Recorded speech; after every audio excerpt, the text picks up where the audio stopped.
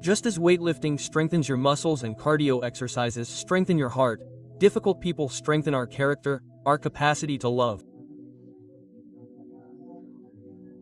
And if God had to get rid of difficult people, we would all be gone. There would be no one left. If he had to eliminate everything that was weird, that was imperfect, that was ugly, there would be no one left. The lady with the girdle, there would be no one left.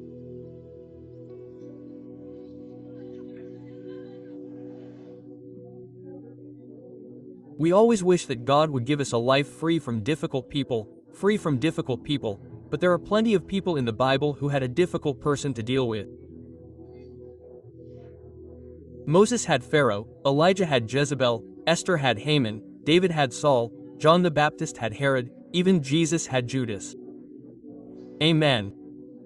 So, we all have one, but to give you a word of encouragement at this point, chances are you're the person who's hard to put up with. You say, no, not me, because everybody thought of somebody. But one can be the one that God puts next to another to mold the other's character. Yes, because we are always energized or drained, exhausted in an interaction with someone. I mean, when we relate to someone, there is a deeper level than words, than touch, than feeling, and it is an emotional exchange. So, some people are life givers to us. There are people who sometimes lift you up, they pull you up, they increase our energy, deepen our faith, increase our happiness, bring out the best in you, say, I had 5 minutes with so-and-so, you don't know, I was uplifted, exultant, and others consume your life. They leave you like run-over puppies, that's how they vampirize you, don't they? And they make us defensive, depressed. And this is the most interesting thing, many studies have been done on what makes you like someone or what makes you not like them. They say Argentines are like chewing gum, you can't swallow it, it's there. And there is something, except for me, most people are like that. But what is it that attracts or repels us in Mexico? Yes, it annoys me that when you don't like someone. And studies say that in addition to what you may like about someone, physical attractiveness, IQ, ability to personality, whether or not you're going to like a person is whether or not they like us. If they like us, they like us. If they like us, they like us. Now, if they don't like us, they're never going to like us in this life. As an aunt would say to me, if there's a person I never liked, a person I like, oh, how bad that I like them, but I find out they said something nice about me. Oh, look at that. Yes, I knew that deep down they were very intelligent, they know how to appreciate what's good. I'm going to give them a chance. They like me, I'm sure they like me, I'm going to give them a chance. Or a person can be wonderful in every other way, but their dislike for us changes our perception of what we feel. Oh, yes, they don't like me. What did they tell you? No, they didn't say they disliked you a little. Maybe because they don't know you. Don't take it the wrong way. No, they don't take it the wrong way. I do. I love her. I don't like that skinny girl very much, but you can tell she eats lemon for breakfast, is bitter, and has a bad social resentment, but I love her, I love her, I love her in the Lord. And God is not like that, because God loves people who love Him and also badly loves people who don't. The one who on his deathbed just remembers the Lord are like the criminal who was crucified at the same time who remembered at the last minute. Jesus said, "You have heard that it has been said, an eye for an eye, a tooth for a tooth. But I tell you, if anyone slaps you on one cheek, turn to him the other also. If someone slaps you on the right cheek, turn to him the other." Now, the statement, an eye for an eye. Or sit on your doorstep and watch the dead body of your enemy pass by. Pharisees chapter 4 verse 3. An eye for an eye, it comes from the Hebrew scriptures, and although it sounds harsh to us, it was a judicial ruling. It was a great advance in the legal world, an eye for an eye, when there were no police, no constitution, no Bill of Rights, no case law, powerful people could kill someone for a small injury. The gardener didn't cut your grass properly, you gouge out his eye. What a one-eyed cut next time. That's why the law limited retribution to teaching proportional justice based on the law of the heel. That's what the law of the heel was known as. Now, however, this leaves us with a problem, because my instinct is that if someone hurts me, I'm going to hurt them worse. Remember when you were little and your brother hit you? How did the blow come back to him? Always double. You buried him without a funeral.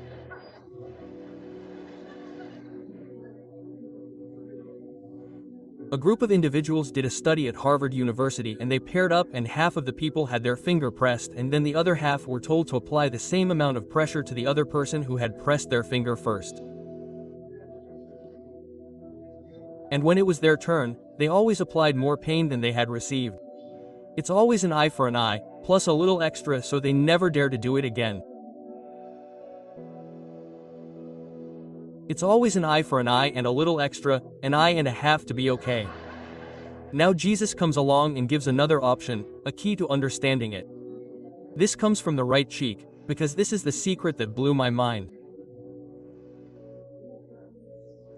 In the society of Jesus' day, the whole society was built on honor, on shame. So, the left hand left, the sinister, as they used to say, do you remember? That it was 10,000 to your right and 10,000 to your left.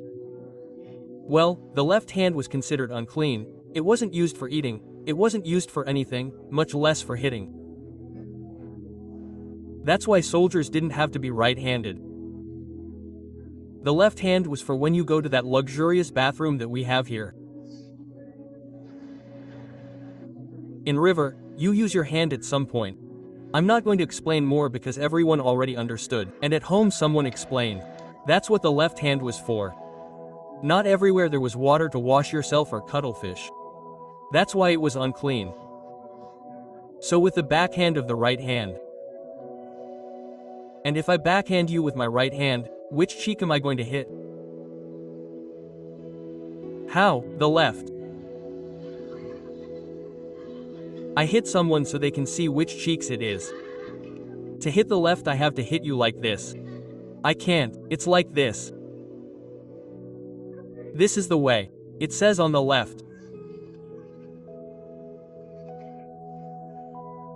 It was a way of publicly showing someone a liking, because the main intention was not to cause physical harm, but rather public embarrassment.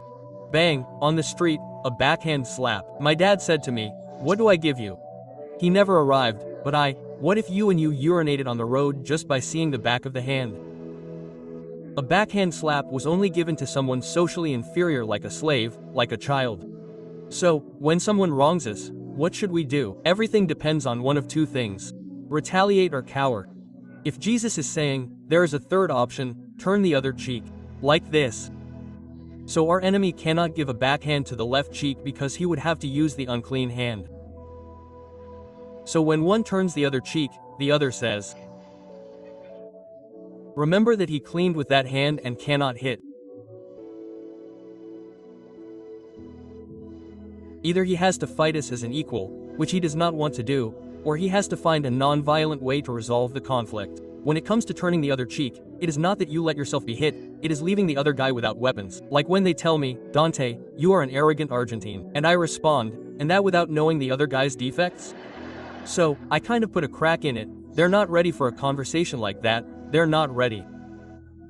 Mothers didn't take enough folic acid during pregnancy so that they can now respond to me like that. They're not ready for people, they're not ready to turn the other cheek, they're not ready, they're ready for you to insult them worse. You're at a traffic light and they see that someone gets distracted for a second, not on their cell phone, but meditating on the scriptures and pepe, and you say stop, or you can say God bless you. And you're not prepared. When a Chinese guy passes by like that, I say, God bless you. I don't know if he's insulting me. So Jesus presents us with another case worth studying. If someone forces you to carry his bag 1 kilometer, go with him too. No, the listeners understood what Jesus had said, because there was a law that the Romans were allowed to force the Jews, who were the captive people. Remember that the Roman government was the de facto government. It was a Roman military dictatorship and Jews could be forced to carry their backpack after 1 kilometer. And this represents the kind of people who use us. Don't tell me there's no one here who hasn't felt used at some point, but not used by God, used by people. My ex used me, my boss used me. They used me and didn't even thank me when we feel like we're just a thing, not a person. So what do we do in that situation? Well, Jesus invites us to see our enemy as a human being. Jesus is saying, that Roman soldier is a young boy who has a mother, who has a father, who one day was born in Italy, in Rome, and they enlisted him, they sent him to invade Judea. He's far from his family, in a war that he didn't declare, because he had nothing to do with what Caesar declared. All this guy gets every day is local hostility. People insulting him when he passes by. So that's the idea. You complete the kilometer that's legally required of you and then you look him in the eye and say, "Hey, you look tired, I'll help you a little bit more. Do you want me to carry your backpack another kilometer?" And this leaves the guy speechless because everyone does what they're asked, what they're ordered to, because if they don't, they'll go to jail. Nobody does anything extra. Who sends a tip to a Lars? Or to the FIP in Argentina or the Treasury in Spain? Who says, hey, I'm going to pay the taxes, but I'm going to send a little bit more? Poor inspectors who work so hard. Who? We try to pay less, not more. The thing is that when someone is difficult for us to deal with, we would rather think of them as someone we can't stand, not as a real person who has their own story. When I was little and I saw how my father would kick the dog, my father would go walking and not a dog, a cat, or a chicken would cross his path because he would do the chicken. My old man would go kicking. I could never believe a word of affection. Never. What's he going to pet the cat if he didn't pet me? He never vaccinated the dog because he didn't vaccinate his children. And I thought, what a bitter guy, what a cold German.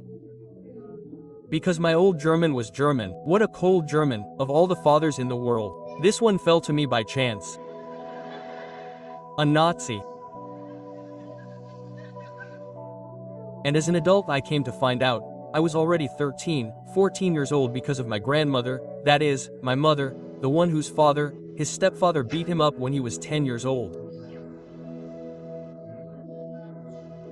Who beat him up and took him out of school and sent him to harvest in the frost, in the rain, in the cold. He could never study again, and whenever he came he hated him. He wasn't his son and he would hit him, he would hurt him. More than once he would bleed and there they wouldn't take him to the hospital. There was no phone to call, you couldn't report him. I found out that he had never been hugged in his life, never. He had never received a birthday present. My dad would say to me, "Why do you think you celebrate birthdays? Do you think I'm the only one on birthdays in the world?" Quote, "No, but I'm your son. I don't know." And I realized that he was a person who had a life that wasn't a piece of cake, who had dozens of traumas, who had serious problems, who had a hard past, right? As someone who liked to be resentful once said, sometimes we don't want to know the story behind someone we can't stand. Because as someone who liked to be resentful once said, he said, "I hope my enemy never finds me because I want to keep hating him, and I can't hate a guy the first no." When we don't know him, we make him a monster. The problem is that we're all difficult people. I once accidentally discovered that I was in a room with you and I overheard a conversation and found out that a friend of mine was telling another mutual friend that I was hard to work with. He said, "You don't know how hard it is to work with that guy, it's terrible, it's terrible." Quote, he wasn't a casual acquaintance. A friend of mine was telling another friend that I was wasting someone's life. It hit me like a bomb. I said, I'm a difficult guy. What? If I'm better than Juan Pablo II, not me. I have a weird feeling when we discover that we don't pee holy water, that we can be difficult for someone, right? That we can also be unbearable. And category 3 are the offenses that destroy our lives, not just the justified ones, but those that change your life as you know it, the 911 of life.